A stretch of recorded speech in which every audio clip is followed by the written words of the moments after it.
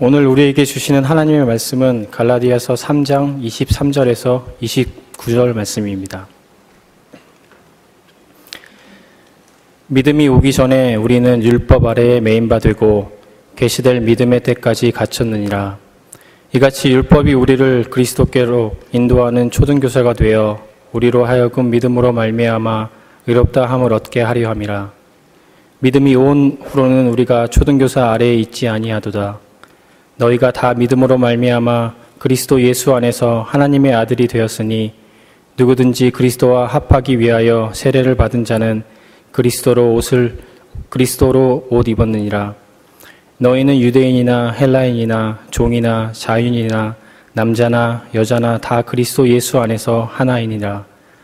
너희가 그리스도의 것이면 곧 아브라함의 자손이요 약속대로 유업을 이을 자니라. 이 말씀은 살아계신 하나님의 말씀입니다. 아멘. 네, 하나님 말씀 나누기 전에 경찰에서 온 말씀 혼자 나누겠습니다.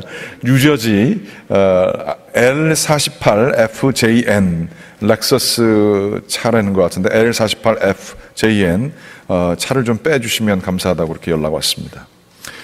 오늘 저희들이 계속해서 복음의 진리라고 하는 그 주제로 오늘 말씀 나눕니다. 특별히 갈라디아서를 중심으로 저희들이 말씀 보고 있습니다.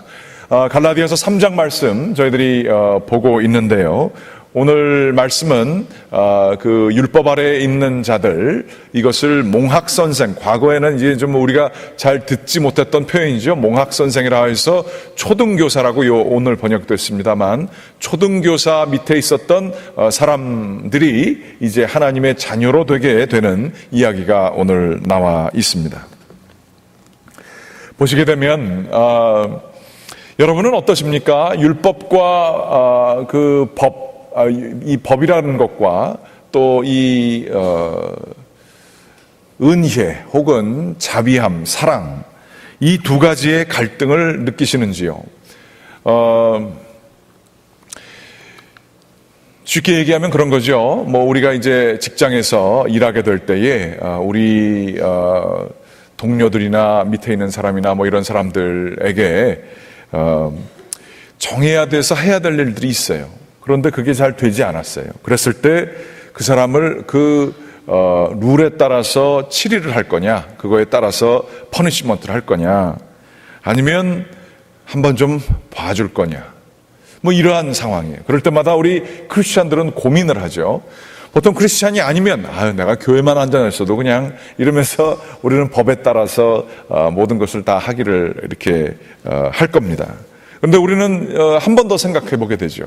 은혜를 좀 베풀어야 되는 게 아닌가, 그게 바른 길이 아닌가. 근데 또 경험들 많으시죠? 잘 대해주면, 잘 대해준 게 나중엔 권리가 되잖아요.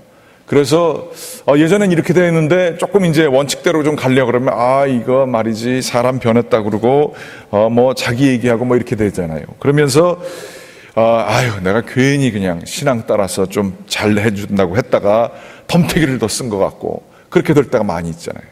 이 은혜냐 율법이냐, 율법이냐 은혜냐, 이 갈등은 우리 믿는 사람들로서 늘 이 긴장 관계에 있다, 모순 관계에 있다 생각하시면 되겠습니다. 지난 갈라디아서 3장 말씀에 보게 되면 이런 얘기가 있어요. 하나님께서 꼭 은혜의 하나님이시고 율법의 하나님이 아니시겠느냐, 그렇지 아니하다, 하나님은 한 분이시다라는 이야기가 저희들이 나눈 적이 있어요. 구약 성서에 나타난 하나님은 두렵고 무서운 분으로 묘사됩니다. 율법의 하나님으로 묘사됩니다. 그러나 구약 성경을 자세히 바라보게 되면 하나님은 동일하신 분이셨습니다. 하나님께서는 사람들을 위하여서 그 쪼개진 동물 사이로 하나님께서는 걸으시며 자기가 무한하신 하나님께서 유한의 세계로 자기를 조건 밑으로 내려두시는 그러한 분이셨습니다. 이만한 사랑의 극치가 따로 없는 것이지요. 하나님께서는 동일하신 분으로 구약에서 율법의 하나님, 신약은 은혜의 하나님, 이렇게 나뉘어질 수가 없는 것이죠. 여기 두 가지는 다 섞여서 나아가는 것입니다. 신약의 하나님도 사랑의 하나님이시지만 거기에는 그 사랑이 은혜로 표현되는 구절들이 많이 있지만 성경은 분명히 얘기하기를 은혜가 율법을 폐기하느뇨 그렇지 않느니라 마태복음서는 선명하게 이야기하고 있습니다. 그러면서 이 율법과 은혜는 성경에서는 하나님의 본성상 결코 나뉘어질 수 없음을 이야기하고 있습니다.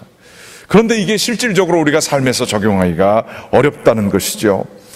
잭 웰치라고 하는 얼마 전에 그 GE 그룹의 CEO였고 그 굉장한 그 어떻게 보면 효과적인, 그러나 다른 면으로 보면 굉장히 ruthless, 잔인하기 짝이 없는 경영 방식으로 회사를 잘 만든 사람이 칭송을 받았던 적이 있었습니다. 이분을 왜 그랬는지 모르겠어요. 목사님들을 모셨을 때 교회 목회자들의 리더십을 얘기하는데 이분을 모셔서 잠깐 얘기한 적이 있어요. 그랬더니 이분이 굉장히 곤란해하면서 교회 리더십에 대해서 이렇게 얘기하는 겁니다. 자기가 보기에는 교회는 terminal niceness, 그러니까 영어로 얘기하면 terminal illness 하면 암에 걸리거나 무슨 아주 치명적인 회복될 수 없는 질병에 걸렸을 때 terminal이라고 하는 표현을 씁니다. 그런데 교회는 나이스해야 된다는, 은혜로워야 된다는 생각 때문에 그게 치명적인 질병까지 이르게 됐다는 그러한 식으로 얘기를 하시는 거예요. 틀린 거는 틀렸다고 얘기하고 잘못된 거는 잘못된 걸로 이렇게 처리를 해서 효과적으로 교회의 목적에 맞게 나아가야 되는 게 아닌가 싶은데 자기는 잘 모르겠다는 거예요.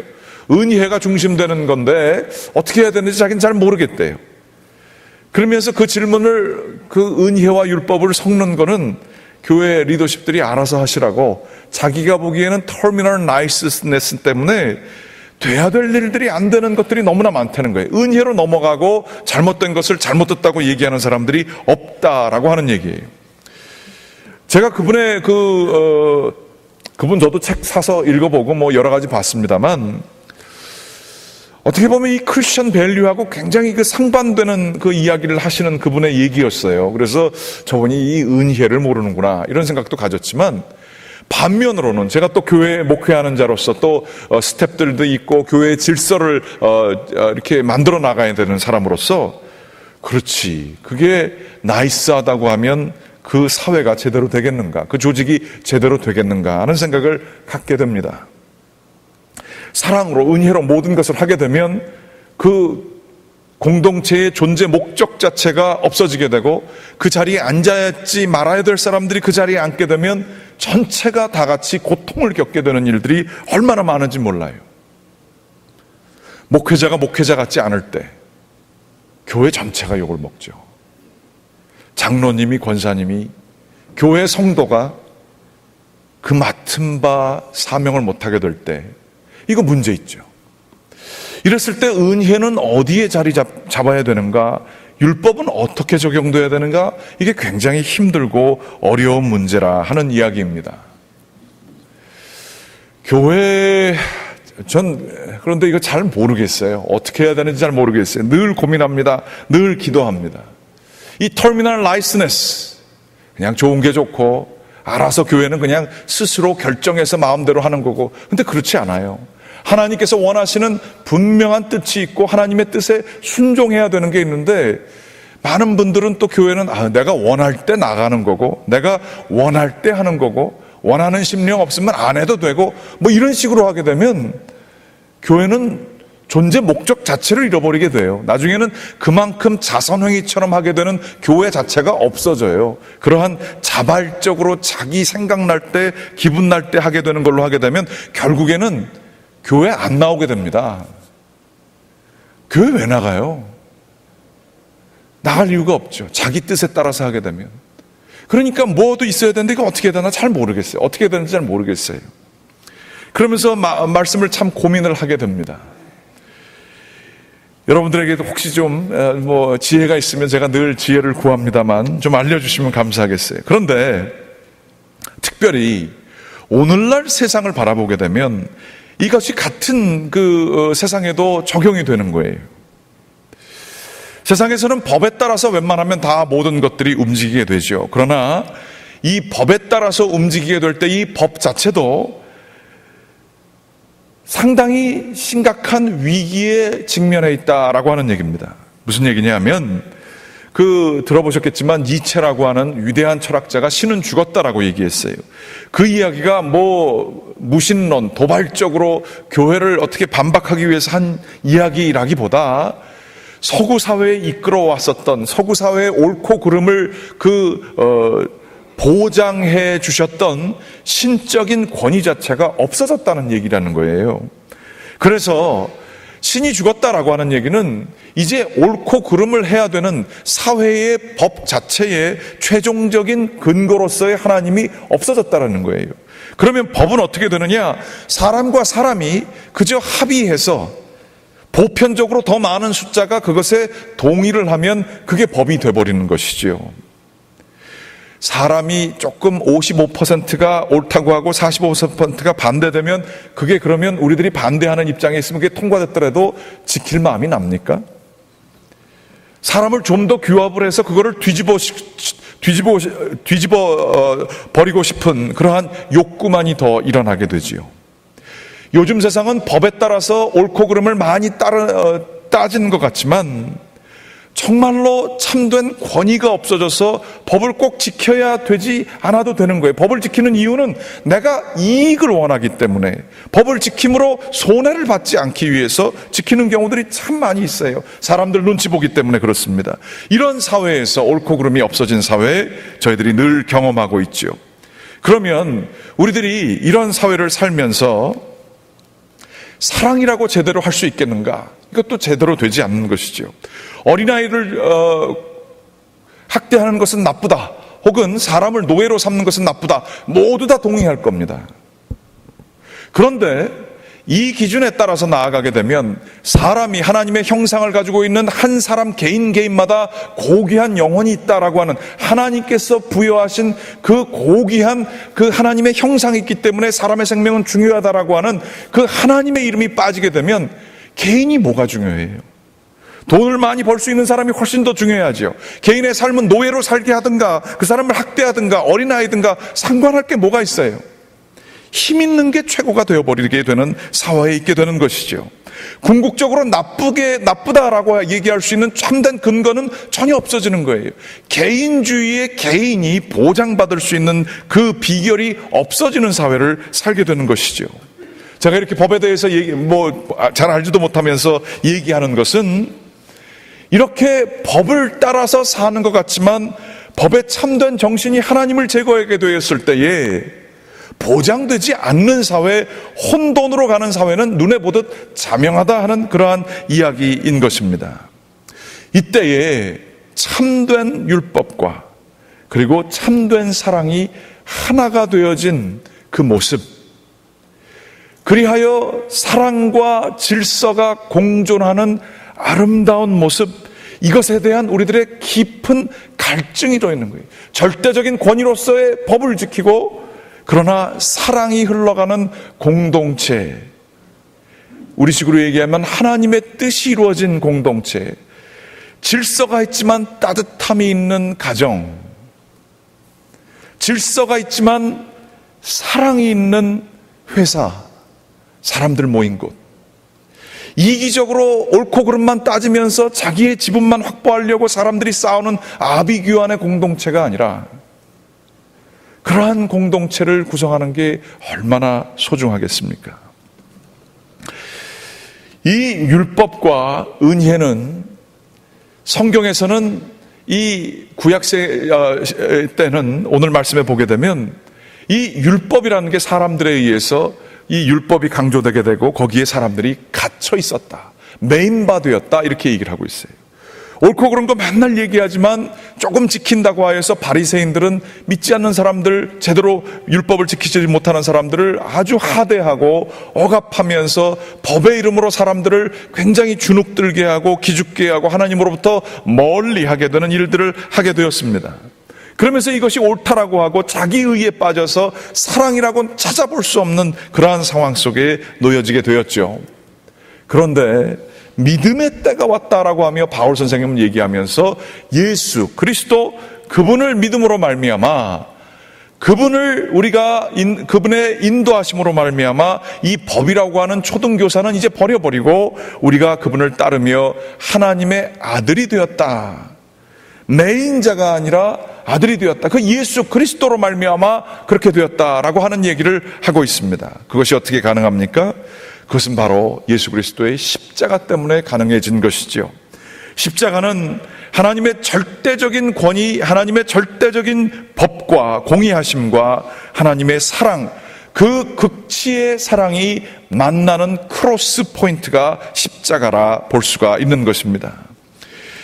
로마서 3장 26절에는 십자가를 얘기하며 이렇게 얘기를 합니다. 곧 이때에 자기의 의로움을 나타내사 자기도 의로우시며 또한 예수 믿는 자를 의롭다 하려 하심이라. 자신의 의로움을 나타내시사, 이게 십자가에서 공의를 드러내셨다는 거예요. 자기도 의로우시며, 그러나 예수님의 사랑으로 말미암아, 은혜로 말미암아 예수 믿는 자들도 의롭게 되는 역사가 일어나는 것이 십자가다. 로마서 3장 26절은 얘기하고 있는 것입니다. 하나님께서는 십자가에서 우리에게 사랑만 보내주신 게 아니에요. 하나님께서는 이 십자가에서 하나님이 얼마나 공의로우신지, 잘못된 죄를 참을 수 없는 분이신지를 또한 보여주셨습니다. 어느 신학자는 이렇게 얘기했습니다. 범접할 수 없는 하나님의 위엄이 십자가에서 치욕을 당하실 때까지 하나님은 죄에 대해서 죄값을 치르기를 원하셨다. 불멸의 하나님이 멸망당할 정도까지 하나님께서는 죄에 대한 계수를 하기를 원하셨다. 영생하는 하나님이 십자가에서 죽기까지 하나님은 죄에 대해 계수하시기를 원하셨다. 무한의 세계가 유한의 세계로 국한되어질 때까지 하나님은 공의를 이루시기를 원하셨다. 이렇게 얘기를 하고 있어요. 하나님은 그 공의를 이루시고자 하는 열정이 어느 정도까지였냐 하면, 무한하신 하나님이 유한할 때까지, 범접할 수 없는 위엄을 가지고 있는 하나님께서 치욕을 당하실 때까지 공의를 찾으셨던 하나님이시라 하는 이야기죠. 그런데 그 신학자는 같은 용어로 하나님의 사랑에 대해서도 이렇게 표현합니다. 그런데 하나님의 사랑은 범접할 수 없는 위엄을 가지신 하나님께서 치욕을 당하실 때까지 우리를 사랑해 주셨다. 불멸의 하나님이 멸망할 정도까지 우리를 극히 사랑해 주셨다. 영생하는 하나님이 십자가에서 돌아가시기까지 우리를 사랑해 주셨으며, 무한의 세계가 유한의 세계로 국한되어질 때까지 하나님은 우리를 사랑해 주셨다. 최고의 그 공의로움, 하나의 죄도 놓치지 않으려고 하는 최고의 극치의 공의로움과 또한 한 사람도 놓치지 않으시려고 하는 하나님의 사랑의 궁극적인 표현, 그 열정, 이 두 가지가 십자가에 같이 있다라고 하는 그러한 이야기인 것입니다. 이 십자가 앞에 놓여지게 될 때에 우리는 새로운 생명을 얻게 됩니다. 저는 이 얘기를 어떻게 설명을 할까 그러다가 참 죄송합니다만, 그리고 여러 차례 들으셨겠지만 제 얘기를 할 수밖에 없어서 죄송합니다. 저는 목회자 가정에서 자라났습니다. 어렸을 때 제가 교육받은 게 있었어요. 뭐냐 하면, 바깥에서 전화가 오면 목사님 어디 계시니 물어보면 우리 자녀들이 누구 장로님 댁 신방 갔습니다, 누구 집사님 댁 신방 갔습니다, 이렇게 아니까 얘기할 수 있잖아요. 그런데 그런 얘기를 하나도 못하게 하셨어요. 왜냐하면 전화가 온 사람이 거기를 신방 가셨단 말이지, 나는 안 오시고, 뭐 이렇게 해가지고 필요 없는 논쟁들이 될까봐 무조건 저희는 단 한 가지 대답을 하라고 교육을 받았습니다. 전화가 와서 목사님 어디 계시냐 그러면 바로 옆에 계실지라도 잘 몰라요, 이렇게 얘기하는 거예요. 어디 가셔서도 몰라요. 그러면서 그런 법에 따라서 살아갔었어야 돼요. 저는요, 교회에서 말하는 법, 너 목사 아들이기 때문에 너는 행동을 늘 조심해야 된다, 뭐 그렇게 자주 잔소리를 하지 않으셨지만 그 심각성은 어린아이인 저도 늘 깨닫고 있었어요. 그래서 교회 가서 막 뛰어놀다가도 장로님이나 권사님 지나가시면 갑자기 제가 몸이 이렇게 굳어지게 되고, 이러면 안 되지, 막 뛰어놀면 안 되지, 뭐 이러면서 그렇게 자라났습니다. 저는 교회라고 하면 율법과 늘 동일시하면서 살았습니다. 교회에서는 이게 해야 되는 것과 하지 말아야 되는 것들을 늘 가르쳐야 되는 거로 생각했고, 그 율법의 핵심에는 저희 부모님이 계셨어요. 그런데 제가 어렸을 때서부터 생각했던 것은, 내가 나중에 집을 나가게 되고 내 인생을 살게 될 때 어렸을 때부터 그런 마음이 있었습니다. 결혼만은 내가 원하는 여자랑 하겠다.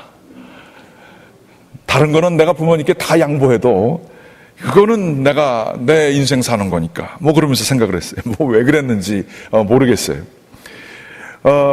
그러면서 그 자신만의 목소리를 가지려고 그랬고요. 또 뭐 자주 말씀을 드렸습니다만 미국에 오게 될 때 제 집에서 저는 집이 10시까지 들어왔었어요. 제가 데모를 해가지고 저 남자래가지고 누님들은 10시까지는 저는 11시까지 봐주시기도 해주셨습니다. 그리고 나서 미국에 와서는 제가 한 게 뭔지 아십니까? 첫째 온 날서부터 계속해서 한 학기 동안을 10시, 12시에 할 일도 없어요. 그냥 자도 되는데 자는 사람 깨워가지고 제가 밤 3시까지 같이 놀았던 사람입니다. 그때 자기가 싫은 거예요. 그때까지 들어오라는 그 이야기를 너무나 많이 들었어. 일찍 들어와서 됐던 이유가 부모님이 새벽 기도 하시기 때문에 저희가 안 들어오면 잠을 못 주무시니까 그래서 일찍 들어왔었어야 되는 거예요. 그래서 그게 그렇게 싫었어요. 그리고 미국 와서 제가 사는 것에 제일 좋아했던 그 표현들이 Mind your own business, Never mind, this is my life, 이런 것만 좋아했어요. 그런 영어는 뭐 누가 안 가르쳐줘도 제가 마음대로 하게 되더라고요.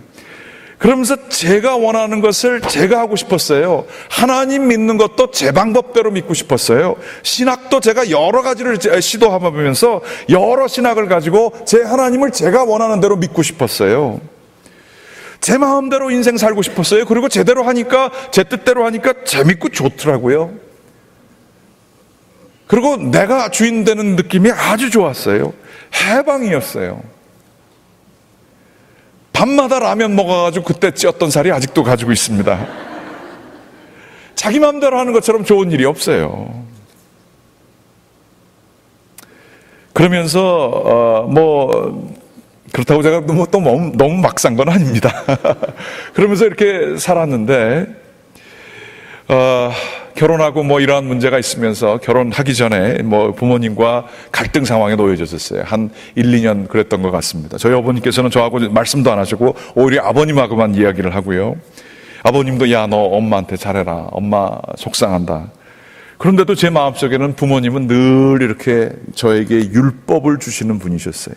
부담스럽고 저에게 뭔가를 이 30이 지나도록 이렇게 강요하는 분이었어요. 그 무거웠어요. 그리고 이제 더 이상 강요받기 싫었어요. 귀찮았어요. 하나님 믿는 것도 내 마음대로 믿고 싶지 그분들 방식대로 옛날 방식대로 저는 목회하기 싫었어요. 그렇게 갈등 속에 있을 때 나의 다든 아들이 늦게 사춘기 들어서 지 인생 지 거대로 살겠다고 그럴 때 저희 어머니께서 이메일 한 줄을 보내셨습니다. 그러면서 그 이메일은 너가 생각하는 만큼 강하지 않다. 이런 이메일이었어요. 그게 무슨 소리인가 맨 처음엔 생각했지만 그 이메일을 보면서 그 유난히 또 짧았기 때문에 여러 번 읽을 수밖에 없었고 그 이메일을 보면서 나중에는 오열을 했습니다. 늘 그 법을 주고 이거를 따르라고 하고 뭐 이렇게 이끌으셨던 부모님들 부담스럽고 이건 뭐 왜 하는지도 모르겠는데 그거 해야 되고 충분히 안 그럴 수 있는데도 왜 그렇게 살아야 되는지 모르겠고 이런 것 때문에 그 벗어나고 싶고 했던 그 제 모습이 이제는 제가 강자가 돼버린 거예요. 30대 젊은 청년이 됐고요. 부모님은 이제 연세가 드신 분이 되셨죠. 그러면서 이게 바뀐 게 느껴졌어요. 내가 강하지가 않다. 그분께서 얘기하시는 그 율법과 저보고 따르려고 하는 그 많은 것들이 그게 깊은 그분들의 배려고 사랑이지 저를 억압하려고 하시는 강자의 표현이 아니라는 것을 깨닫게 됐어요. 그분들이 얼마나 저를 위해서 기도하시고 하는 걸 알았지만 그 마음이 그 강한 사람이 억지로 막 끌어당기려고 하는 그게 아니라 간절함을 가지고 사랑하시는 표현인 줄 그때 알고 있었지만 훨씬 깊이 느낄 수 있었어요. 그런데 이 사건이 저는 예수 그리스도를 더 깊게 만나는 그 사건과 연결되어 있습니다. 아주 깊게 연결되어져 있습니다. 저는 그 당시 목사였었습니다. 하지만 그런데도 하나님은 부담스럽기 짝이 없는 분이셨습니다. 교회 나가는 것 자체가 왜 꼭 그렇게 믿어야 되는지 그렇게 뭐 해야 되는지 잘 이해하지 못했어요. 왜 희생해야 되는지 잘 몰랐어요. 그 희생해서 사람들을 이렇게 좀 속여가지고 내 뜻대로 하려고 하는 건지, 뭐 그러한 용도로밖에 희생을 이해하지 못했었어요. 하나님을 제가 이렇게 안다고 생각을 했지만 아직도 막연했었어요. 그런데 저는 그때 그 당시에 그 시기와 연결돼서 십자가를 볼 때면 하나님의 연약함을 봅니다. 하나님께서 인간을 힘으로 이끄시려고 그러고 율법으로 이끄시려고 그러고 말 안 들으면 혼내시고 뭐 이랬던 하나님이신 줄만 알았지만, 십자가에서 자신의 아들을 희생하시기까지, 자기가 연약해지기까지, 아니 자기가 온전히 자기보다 더 중요한 자신의 아들 예수 그리스도가 십자가에서 못 박히시기까지 절절한 사랑이 있는, 그러나 우리들의 죄에 대해서는 참을 수 없는 그 진리는 이루시고자 하는 그분의 강한 두 방향으로의 열정이 십자가에서 느껴지게 되었습니다. 그러면서 하나님을 믿는 것도 억지로 믿는 것이 아니라 그 다음서부터는 바뀌어지게 됐습니다. 아시는 분은 아시지만 저는 잠이 많습니다. 그래서 새벽 기도하기 힘들어합니다. 지금도 힘듭니다. 그런데 하나님을 믿게 될 때에, 이 인격적으로 주님을 만나게 될 때에, 제가 하나님을 좀 나중에 만날 걸, 미국 교회 다닐 때도 이제 하나님 만나가지고 미국 교회 가서 제가 새벽 기도했어요. 미국 교회 하는 사람들 중에 교인들 불러 모아가지고 새벽 기도하는 사람 별로 없을 거예요. 교인들 닥달해가지고 새벽 기도를 미국 교회 하는 동안 계속 같이 했었습니다. 하나님을 사랑하기 때문에, 하나님을 두려워했었기만 했지, 하나님은 나를 얼마나 사랑해 주는지를, 나를 얼만큼 연약해지기까지 십자가에서 그 범접할 수 없는 위험을 가지신 분이 빨개 벗겨지셔서, 거기서 빨개 벗고 창피를 당하면서 치욕을 당하면서 당신이 왕이면 내려와 봐라, 그렇게까지 모욕을 당하시기까지 저를 생각해 주시고 배려해 주셨던 그분이 만나줬어요. 이해가 되고 그분이 내 하나님이 됐어요. 그러다 보니까 그분이 사랑스러워지게 됐어요. 그리고 그분의 말이면 들어드려야 될 것 같았어요. 억지로 하는 것이 아니라 기쁨으로 그분이 원하는 게 더 뭐가 없나? 그러면서 하는 삶의 자세, 믿음의 자세가 변경되어지게 되었습니다.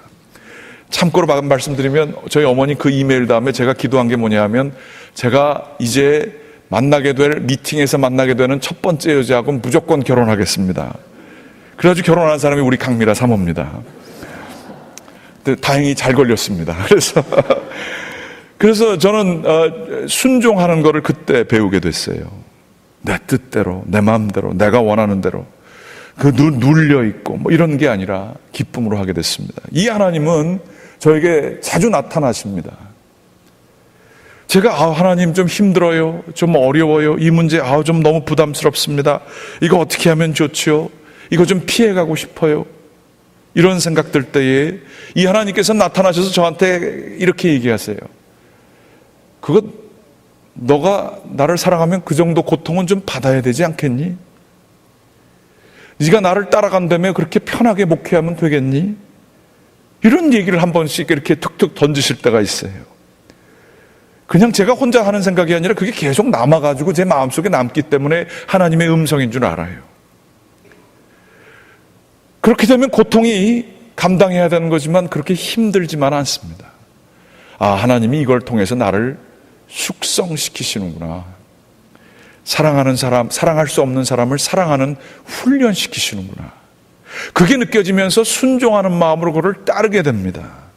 율법에 갇힌 자, 옳고 그름만을 따지면서 내 기분을 가지고 힘든 거는 피해가려고 하는 자가 아니라 기쁨으로 힘든 것도 기꺼이 감당할 수 있는 하나님의 아들로 변화되게 된 것입니다. 하나님도 지금 여러분들에게 말씀하시는 게 있을 거예요. 그렇게 부담스럽니? 그렇게 어렵니? 그렇게 사랑할 수가 없겠니? 너 그거 할 수 없는 건 내가 많이 이해하지만 그건 나를 위해서 좀 해줄 수 없겠니? 그 마음을 가지게 되면 힘든 일, 어려운 일도 기꺼이 할 수 있습니다. 사랑할 수 없는 사람도 사랑할 수 있습니다. 피곤하고 지쳐도 그 피곤하고 지친 거, 억울한 거, 분한 거, 이런 것들도 하나님의 그 깊은 사랑을 받은 자들은 그 사랑 때문에 그분이 부탁하시는 음성, 야, 너 그거 좀 해보지 않겠니? 그런 얘기 들으면 기꺼이 할 수 있습니다. 십자가의 그 예수 그리스도의 보혈 한 방울이 내 그 완악하고 단단한 굳은 살, 영혼의 굳은 살을 뚫고 내려와 내 심장에 한번 떨어져서 그 십자가의 보혈이 우리를 만나게 되는 순간 우리의 삶은 영적인 혁명을 거둘 수가 있습니다. 삶의 자세가 온전히 바뀔 수가 있어요. 하나님은 그렇게 여러분을 만나시기를 지금도 열정적으로 기다리십니다.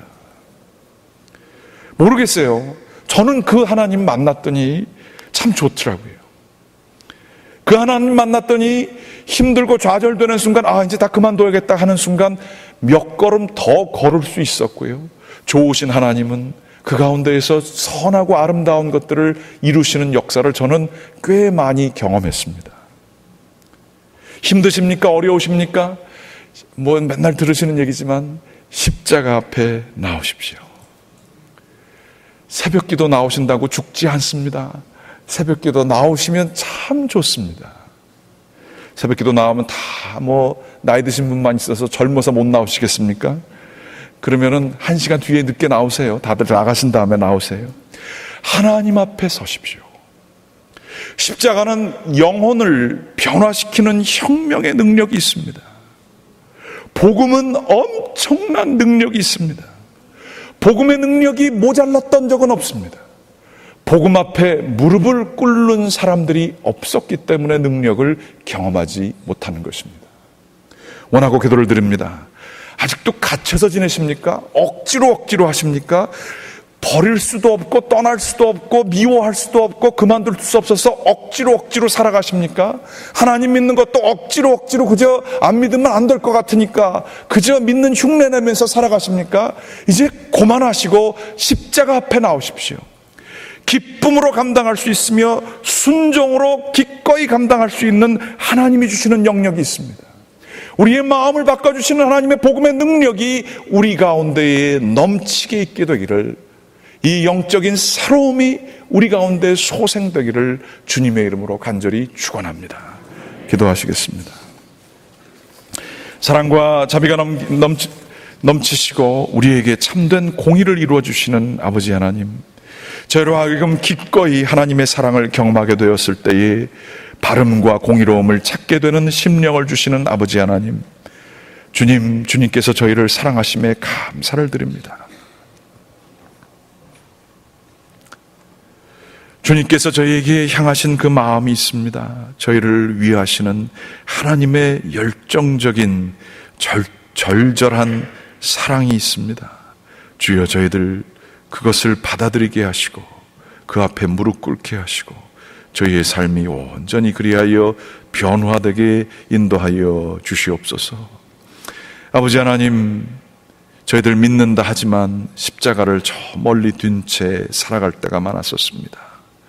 주여, 그 어느 때보다도 믿음의 본질을 사모하게 도와주시옵고 본질이 아닌 것들에 눈 감게 도와주시고 하나님 앞에서 살아가는 심령들 되게 인도하여 주시옵소서. 저희를 사랑하여 주시되 끝까지 사랑하여 주시는 우리 주 예수 그리스도의 이름 받들어 간절히 기도드렸습니다. 아멘.